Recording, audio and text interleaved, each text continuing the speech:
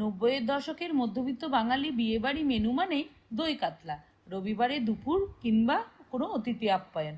কম সময়ে কিভাবে বিয়েবাড়ি স্বাদের দই কাতলা বাড়িতেই বানাবেন চলুন দেখে নেওয়া যাক। আমি এখানে 6 পিস কাতলা মাছ নিলাম। প্রথমে মাছগুলোকে ভালো করে ধুয়ে নিয়ে পরিমাণ মতো লবণ, হলুদ ও অল্প সাদা তেল মাখিয়ে নিলাম। আর অন্যদিকে সব মশলাগুলো রেডি করে নিলাম। তারপরে কড়াইয়ে পরিমাণ মতো সাদা তেল গরম করে নিয়ে একে একে সব মাছগুলোকে ভেজে নিলাম। দই কাতলাতে মাছ খুব বেশি না ভাজলেও হয়, কিন্তু আমরা যেহেতু মাছ একটু বেশি ভাজা পছন্দ করি, তাই আমি মাছগুলোকে একটু বেশি লাল করেই ভেজে নিয়েছি। মাছ ভাজা হয়ে গেলে তেলে একে একে দুটো তেজপাতা, দুটো শুকনো লঙ্কা, 4 থেকে 5টা মতো এলাচ, 4 থেকে 5টা লবঙ্গ এবং একটা পরিমাণ মতো দারচিনি ফোড়ন দিলাম।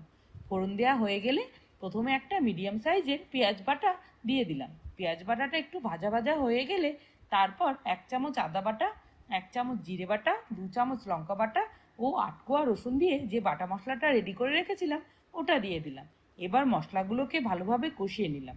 তারপর আগে থেকে বেটে রাখা একটা টমেটো বাটা, 8টা মতো কাজু, 1 চামচ পোস্ত ও 1 চামচ মৌরির পেস্টটা দিয়ে দিলাম।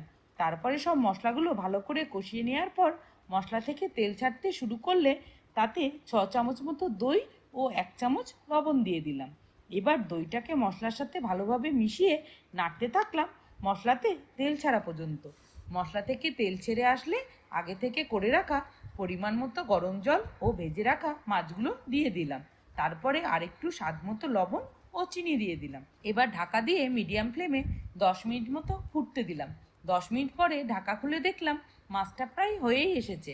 এবার নামানোর আগে 4টে কাঁচা লঙ্কা ও পরিমাণ মতো ধনেপাতা ছড়িয়ে দিলাম। ব্যাস, এবার আমার দই কাতলা একদম রেডি হয়ে গেল।